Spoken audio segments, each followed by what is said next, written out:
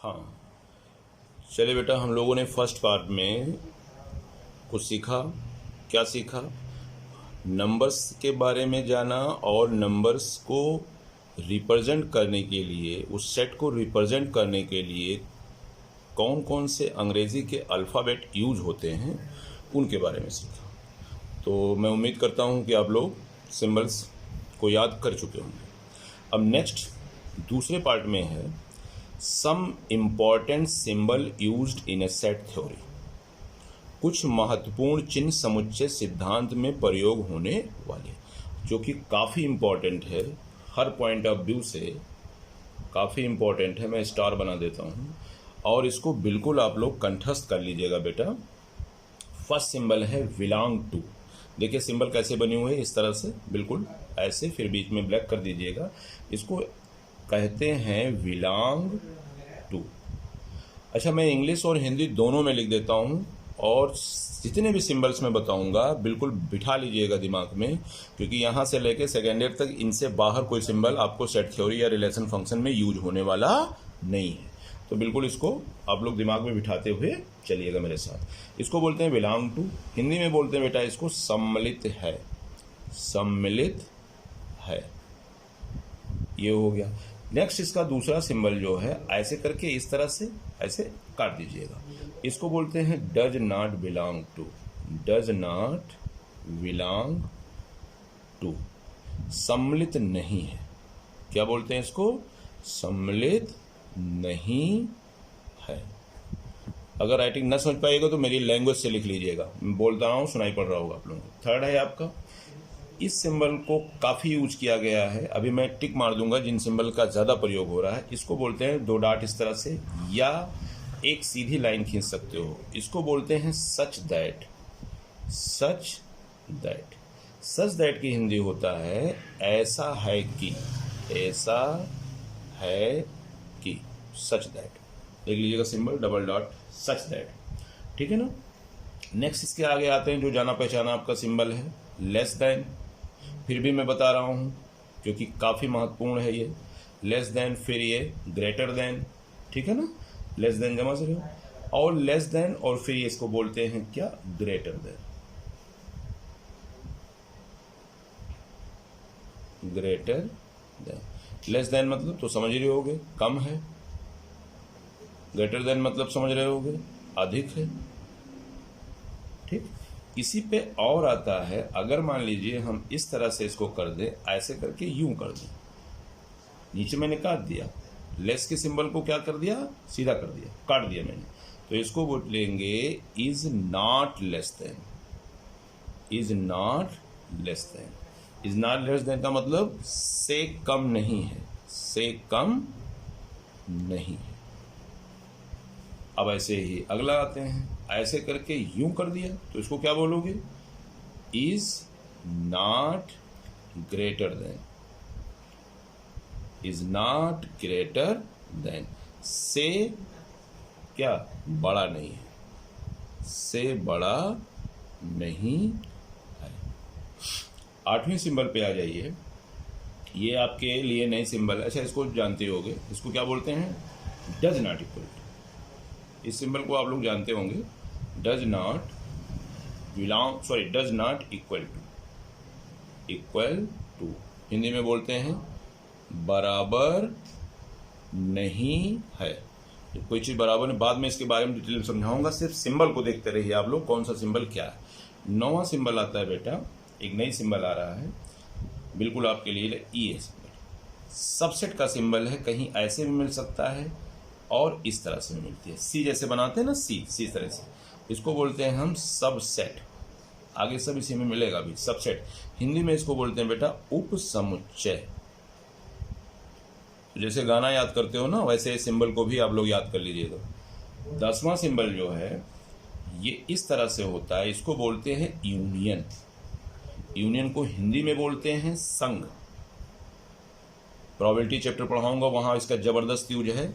इसको योग बोलते हैं, योग के साथ भी बोल सकते हैं। तो इस पेज पे मैं कुछ जो इंपॉर्टेंट ज़्यादा यूज होने वाले सिंबल है उसको मैं अंडरलाइन कर देता हूँ। सबसे ज़्यादा यूज ये, फिर ये, फिर ये, तीन ऊपर हो गए, और ये और फिर ये, ठीक है ना। इतने सिंबल्स काफ़ी यूज होंगे इस एक्सरसाइज में, इस चैप्टर में।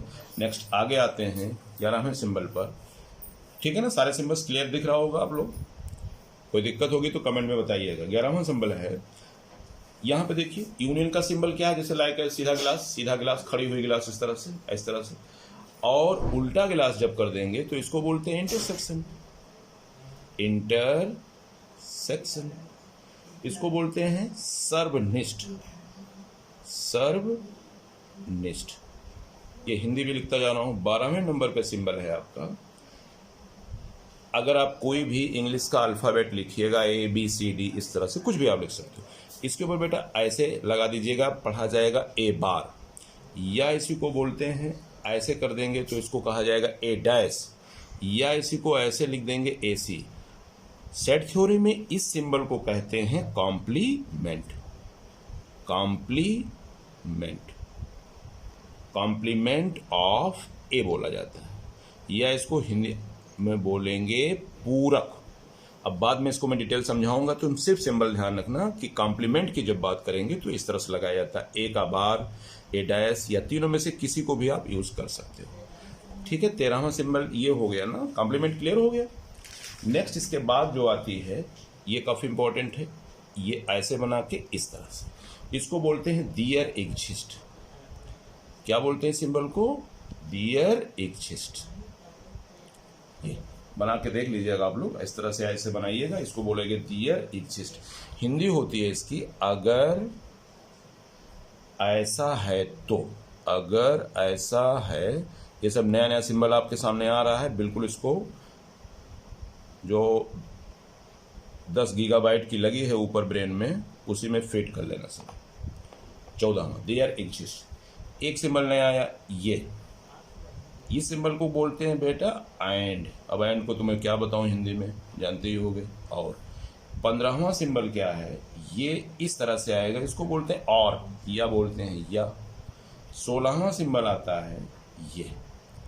आप लोग बचपन में काफ़ी फैशन में लगाए होंगे आप लोग कॉपियों में ऐसे, आज तक नहीं समझ में आया क्या है। इसका मतलब होता है इम्प्लाइज।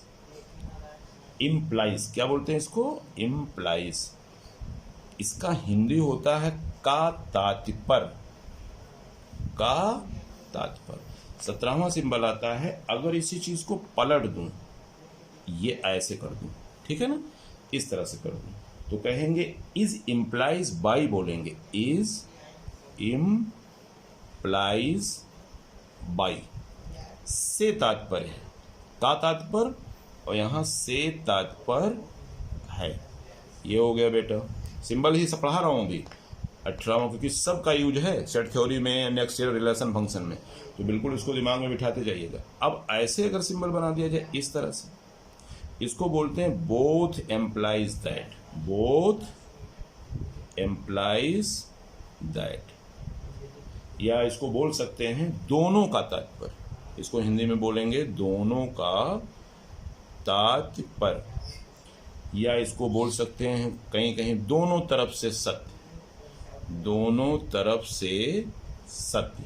या लाइक ऐसे, जैसे आप लोग सीढ़ी पे चढ़ते हो, ऐसे जाते हो ऊपर की तरफ, फिर ऐसे ऊपर नीचे आते हो, ऐसे फिर बोथ एम्प्लाइज, दोनों तरफ से। बाद में समझाऊंगा सिंबल का यूज कहाँ किया जाता है। 19वां सिंबल और आपका तीसरा सिंबल में लाइन बनी हुई है, बिल्कुल वैसे ही है, लेकिन अलग अलग जगहों पे अलग अलग तरीके से यूज करेंगे। तो यहाँ पे इस सिंबल का नाम है इज ए फैक्टर ऑफ, गुणनखंड है। अगला जो 20वां सिंबल है बेटा, इसको बोलते हैं फाई। क्या बोलते हैं इसको? फाई। हमारा चैनल जो है गोल्डन रेशियो, उसका भी सिंबल कुछ ऐसे होता है, उसका भी नाम फाई। तो हमारा वाला कल जो सिंबल बनाए थे कुछ ऐसे होगा, हमने थोड़ा सा मिस्टेक कर दिया था, फाई का सिंबल ऐसे होगा, ठीक है। गोल्डन रेशियो का सिंबल इस तरह से होता है, ये आप लोग देख लीजिएगा, थोड़ा वहां मिस हो गया है। तो ये आपका किसका सिंबल है? फाई। नेक्स्ट 20वां हो गया। नेक्स्ट एक सिंबल और बताता हूं, 21 नंबर पे यूं बना के ऐसे कर दीजिए, दिखाई पड़ा? इसको बोलते हैं डज नॉट कंटेन। कहोगे सर जी कितना सिंबल बता डाले, लेकिन बेटा इसी सिंबल के ऊपर से आधारित है पूरा चैप्टर, से संबंधित नहीं। इसको बोलेंगे से संबंधित। अगर लिखा नहीं होगा तो आवाज साफ जा रही होगी आप, से संबंधित नहीं है। नेक्स्ट लास्ट 22वां जो सिंबल है, रहने दीजिए 22वां रहने दीजिए, बस इतना ही हो जाएगा, ठीक है ना। चलिए 21 सिंबल सुबह सुबह बता दिया, 21 सिंबल। ये पूरे सिंबल में मैंने जहां पे रेड किया है उनको देख लीजिएगा जरूर। नेक्स्ट ये वाला मैं रेड करता हूं, ये। नेक्स्ट आप इसका भी यूज है, देयर एग्जिस्ट का कम है। इसको तो आप चाहे एंड लिखना चाहे और लिखना, या ये सिंबल लगा दोगे तो एक स्टैंडर्ड मानक हो जाएगा तुम्हारे क्वेश्चंस का। ये वाला सिंबल यूज है, ये वाला जबरदस्त यूज है, क्योंकि काफ़ी जो अच्छे क्वेश्चंस बनेंगे इस पे बनेंगे। 5 भी रास्ते में मिलेगा आपको। और ये सब सिंबल जिस पर मैंने टिक मारा है ये काफ़ी यूटिलाइज होंगे आपके इस चैप्टर्स में। बाकी और भी जानकारी रखो, यहाँ नहीं मिलेगा तो फाइनल में मिलेंगे। बट तो ये सारे सिंबल्स को एक बार मेमोराइज कर लीजिएगा, ओके। तो कोई दिक्कत होगी तो कमेंट में आप बताइएगा। हाँ, ये वाला कल बेटा मैंने कुछ ऐसे बना दिया था, वो मैं साई बना दिया था गलती से, ऐसे सिंबल बन गई थी पिछले वीडियो वाला। तो आप इसको, जो गोल्डन रेशियो है, गोल्डन रेशियो बहुत बड़ी टॉपिक है बेटा, किसी दिन मैं बताऊंगा, वीडियो बना के डाल दूंगा। और इसे नेट पे सर्च करिएगा गोल्डन रेशियो के बारे में, जो चैनल का नाम मैंने रखा है। तो ये गोल्डन रेशियो का सिंबल कुछ इस तरह से, ठीक। तो क्लियर। फिर अब आते हैं नेक्स्ट दूसरे पेज पे। चलिए अब आपको पढ़ना है रिप्रेजेंटेशन ऑफ सेट। क्या पढ़ना है? नेक्स्ट दूसरी बात, सिंबल्स हो गया इधर पीछे, सिंबल्स के बारे में। नेक्स्ट आते हैं representation of set. Representation of sets, Hindi क्या बोलेंगे? समुच्चय का निरूपण। समुच्चय का निरूपण, ये आपकी टॉपिक है, समुच्चय का निरूपण। समुच्चय को हम दो प्रकार से निरूपित करते हैं। पहले मैं लिख दूं तब समझो। पहला होता है बेटा रोस्टर, रोस्टर मेथड, और इसी मेथड को हम बोलते हैं, एक मेथड का नाम और है टैबुलर मेथड। टैबुलर METH पूरा कर लेना, मेथड ये लिखो। हिंदी में क्या बोलेंगे बेटा इसको? हिंदी में बोलते हैं सूची या तालिका विधि। सूची या तालिका विधि। तो कहने का मतलब सेट को रिप्रेजेंट करने के लिए हमारे पास, मैं पहले लिख दूं, सूची या तालिका विधि। क्लियर हो गई। दूसरा होता है प्रॉपर्टी मेथड और set builder method. Set builder method Hindi में बोलेंगे गुण विधि। मैं थोड़ा लार्ज करके लिख रहा हूं कि आप लोगों को ध्यान से देखिए, मैं बाद में बोर्ड पे जब बनाऊंगा तो चीजें और सही होंगी। गुण विधि या समुच्चय निर्माण विधि। समुच्चय निर्माण विधि। अब आपकी टॉपिक शुरू हो गई है 11th की, तो आप लोग ध्यान से बिल्कुल कंसंट्रेशन यहीं पे रखिएगा। ये होता है। अब इसके बारे में थोड़ा मैं बता दूं, किसी भी सेट को लिखने के हमारे पास दो रास्ते होते हैं। फर्स्ट रास्ता होता है रोस्टर मेथड और टैबुलर मेथड, हिंदी लिखा हुआ है सूची या तालिका विधि। अगला मेथड होता है प्रॉपर्टी मेथड और सेट बिल्डर मेथड। इस तरीके से हम किसी सेट को रिप्रेजेंट करने के दो विधि हैं ये। अब हम पहले विधि पर डिस्कस करने जा रहे हैं। फर्स्ट विधि जो है, पहला वाला क्या है बेटा? Roster method. रोस्टर मेथड, इसी का नाम और भी है, नाम वहां से लिख लीजिएगा, एक ही नाम चल लिख देता हूं, और टैबुलर मेथड। अब हिंदी लिख लीजिएगा आप लोग ऊपर से, ठीक। इसकी पहले डिफिनेशंस की बात करते हैं, फिर मैं समझाता हूं। पहले मैं डिफिनेशन लिख दूं क्योंकि ये जरूरी है, ये सब नोट कर लीजिएगा, इसीलिए मैं साफ सुथरा दे रहा हूं आपको नोट्स। रोस्टर मेथड क्या होता है और टैबुलर मेथड हिंदी ऊपर से लिख लीजिएगा। इसकी डिफिनेशन है बेटा, in this form all the elements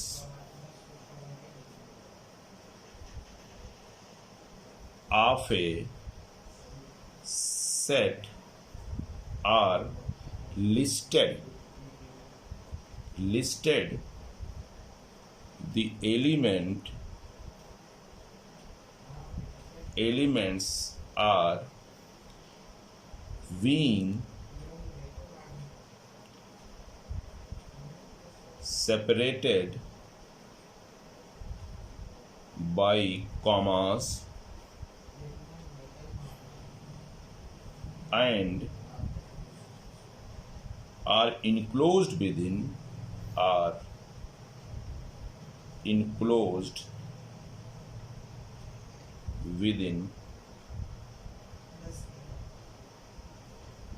brackets करली ब्रैकेट। हिंदी लिख दूं फिर समझाता हूं। इस विधि द्वारा किसी समुच्चय को, राइटिंग ना पढ़ पाइएगा तो आवाज से लिखिएगा, किसी समुच्चय को निरूपित करने के लिए हम उसके अवयवों को मझले कोष्ठक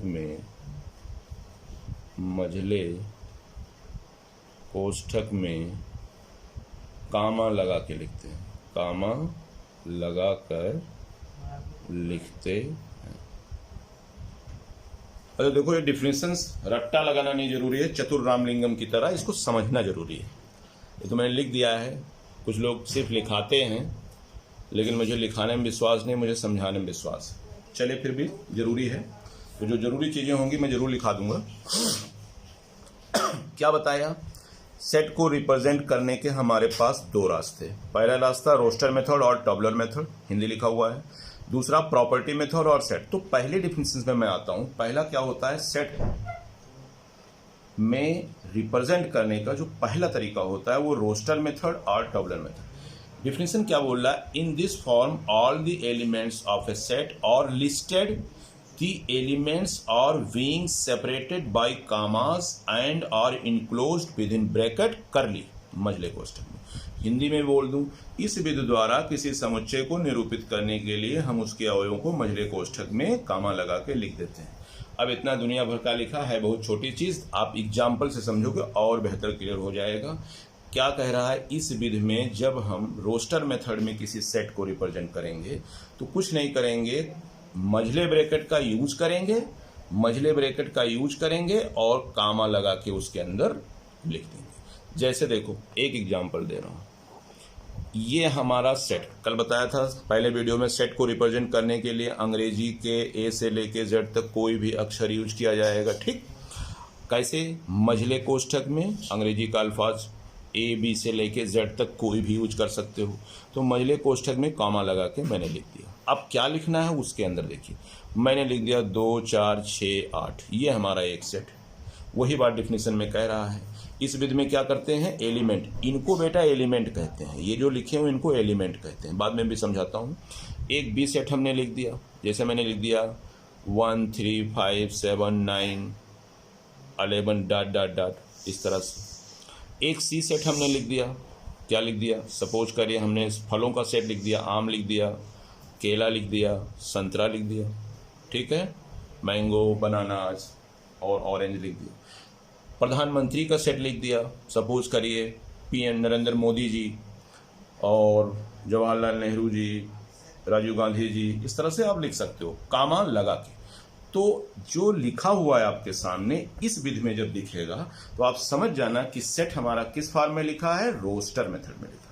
ठीक है, मतलब जो सीधा सीधा आपको दिखेगा, कुछ भी आप लिख लो। मान लीजिए के सेट है तो के सेट में हम कुछ भी ले लें, हम लिख देते हैं, मान लीजिए वावेल लिख देते हैं, ए ई आई ओ यू, ये कामा लगा के ये। अच्छा, जो ये अंदर लिखा है बेटा, इसको एलिमेंट बोलते हैं, अवयव बोलते हैं। बाद में भी समझाऊंगा मैं इसको क्या बोलते हैं बेटा, एलिमेंट, या इसको क्या बोलते हैं हम, अवयव। इस पर भी हम आगे डिस्कस करेंगे। तो फिलहाल सेट को लिखने का जो प्रोसेस होता है, पहला मेथड आपको समझ में आ गया, बच्चों को समझ में आ जाता है, ठीक है। अगला मेथड सेट का लिखने का, उसको बोलते हैं प्रॉपर्टी मेथड। ये थोड़ा सा गंदा होता है, देखने में गंदा लगता है लेकिन मजा बहुत आएगा इसमें। तो चलिए हम दूसरा सेट बताते हैं। तो ये क्लियर हो गया किसी सेट को लिखने का जो तरीका है। बस सीधा डिफिनेशन वही लिखा है, in this form all the elements of set और listed elements are being separated by commas and enclose within bracket curly. Separate करते हैं कामा लगा लगा के और क्लोज कर देते हैं, ठीक है ना, क्लियर। नेक्स्ट आता है आपका बेटा अगला जो विधि है इसका, वो आता है प्रॉपर्टी और सेट बिल्डर मेथड। दूसरा जो मेथड है प्रॉपर्टी और set builder method, clear. Hindi तो इसको पीछे मैंने बताया था, क्या बताया था, प्रॉपर्टी की गुण विधि या समुच्चय निर्माण विधि। इसको क्या बोलोगे, गुण विधि या समुच्चय निर्माण विधि। हिंदी वाले बच्चे भी लिख लेंगे निर्माण। वैसे गणित में हिंदी अंग्रेजी कुछ नहीं होता है, अपनी मदर लैंग्वेज में समझोगे मैथ बेहतर समझ में आएगा, ठीक। वो कहने की बातें होती हैं, ठीक है। जितना बेस्ट आप मदर टंग में समझोगे तो उसमें बस लिखने के लिए लैंग्वेज अलग होता है बस, ठीक है। गुण विधि या समुच्चय निर्माण विधि, इसकी डिफिनेशंस की बात करते हैं। पहले डिफिनेशन लिख दो। इन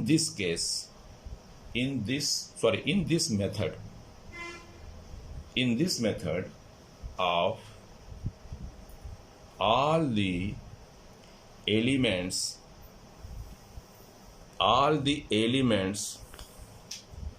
of a set possess a single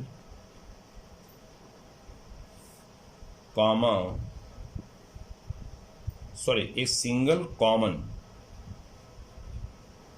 property Px and denoted by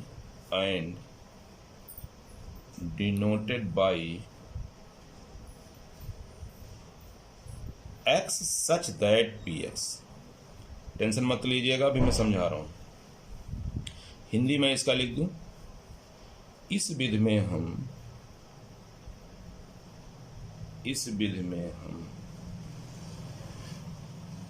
समुच्चय के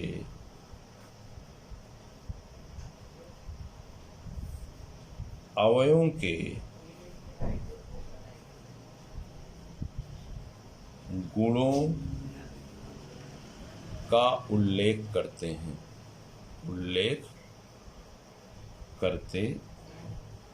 जिसके आधार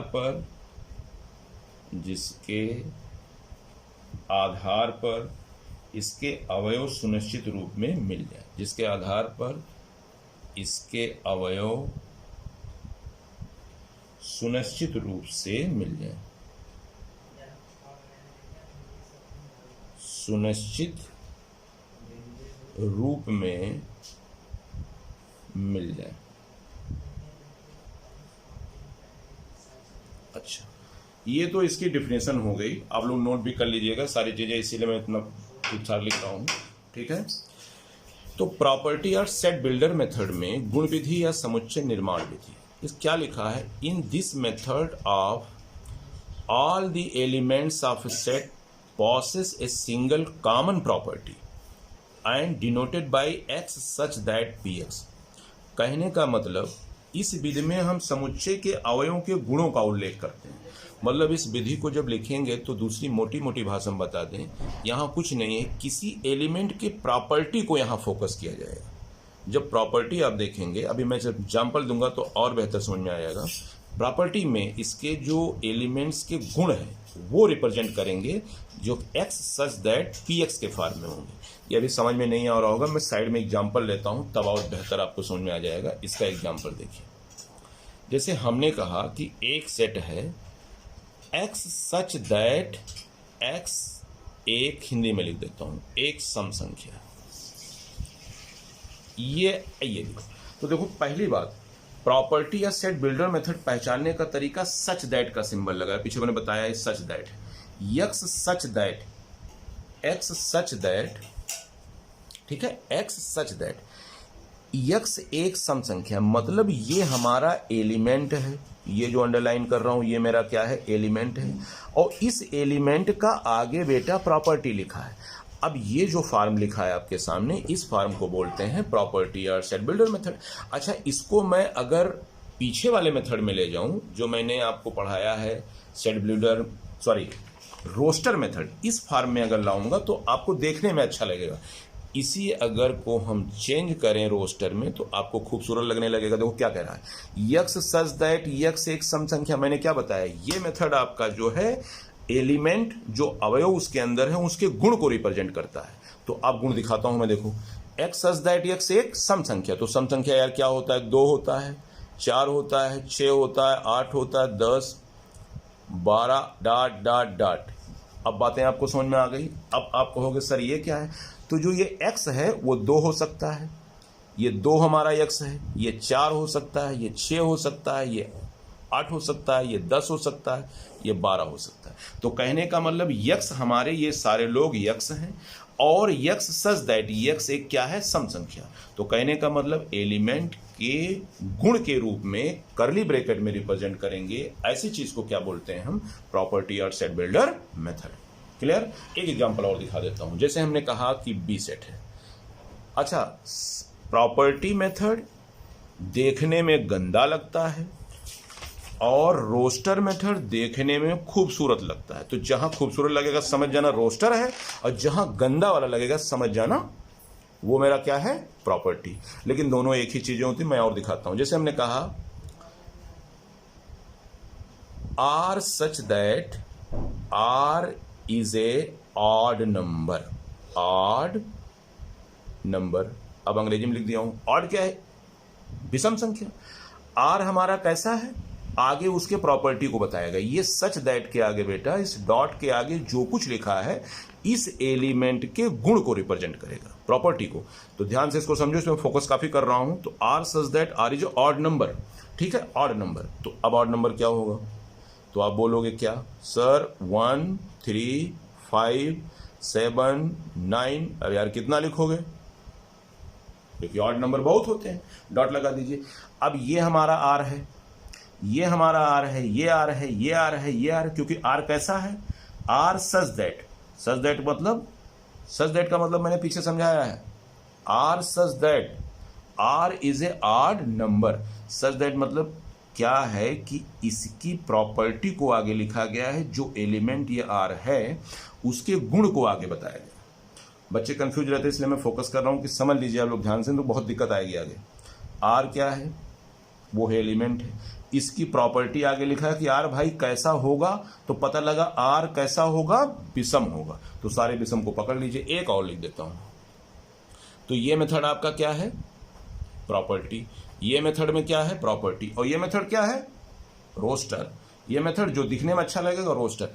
अब मैंने कहा सी सेट हम ले लेते हैं। सी सेट में लिखा मैंने, कुछ भी ले लीजिए, x such that x is a vowel.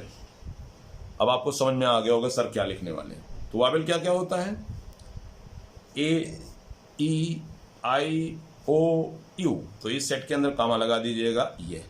तो इस सी सेट हमारा क्या हो जाएगा, तो ये जो मेथड है, ये कौन सा मेथड में हमारा लिखा है, दोनों चीजें सेम है। X such that x is a vowel, तो ये एक्स जो हमारा है वाबेल है, एक्स इज ए वाबेल। आगे जो सच दैट डिस्टर्ब ना होने कुछ नहीं है, इस एलिमेंट के बेटा गुण को आगे बता दिया जाता है, बस। ये जो आगे लिखा है इसके गुण को बता दे, इस एलिमेंट के आगे गुण बताए गए हैं। क्लियर। तो यहां पे देखो x such that x is a vowel, clear, x such that x is a vowel, तो वाबेल में हमारे ये हो जाएंगे। अब जैसे आपसे कह दिया जाए कि एक डी सेट है, और देखिए डी सेट हो गया, ठीक, x such that x is a natural number, natural number. Clear. अब हमारा क्या है, एंड ग्रेटर देन 15। अब आप क्या बोलो, इसको डी सेट को बनाओगे तो क्या आएगा, ध्यान से देखो। x such that x is a natural number, कह रहा है कि नेचुरल नंबर है, तो तुरंत दिमाग में फोकस करो। नेचुरल नंबर सर बताए थे 1 2 3 4 5 6 डॉट डॉट डॉट ऐसे आएंगे, लेकिन कंडीशन क्या बोल रहा है कि x such that x is a natural number and greater than 15, 15 से बड़ा नेचुरल नंबर। अब इस सेट में कौन कौन बंदे आएंगे, x हमारा होगा कौन, 16, 17 होगा, 18 होगा, 19 होगा, 20 होगा। क्यों, क्योंकि 15 से बड़े सारे नेचुरल नंबर यही होंगे। तो मैं उम्मीद करता हूं, मैं वैसे आगे और भी समझाऊंगा, क्लियर, ठीक है ना। तो x such that x is a natural number and greater than 15, जो हमारा x है वो कैसा है आगे बता रहा है। ये पूरा जो लिखा हुआ है इसकी प्रॉपर्टी बेटा कैसा है, नेचुरल नंबर है, तो नेचुरल नंबर हमारे ये होते हैं, लेकिन बाउंडेशन नीचे बोल दिया है कि ग्रेटर देन 15 होना चाहिए। तो इस फैमिली में, इस सेट में रोस्टर फॉर्म में कितने लोग दिखेंगे, 16 17, अच्छा वैसे देखो 16 17 18 19 20 डॉट डॉट, क्योंकि 15 से सब बड़े हैं। ये वाला गंदा लग रहा होगा देखने में सेट, ये प्यारा लग रहा होगा, ये लिखने में गंदा लग रहा है, ये अच्छा लग रहा है। तो जहां गंदा लगेगा समझ जाना वो प्रॉपर्टी मेथड गुण वाला है, एलिमेंट के गुण को लिखा गया, और जो खूबसूरत लगेगा समझ जाना क्या, रोस्टर मेथड। तो मैं उम्मीद करता हूं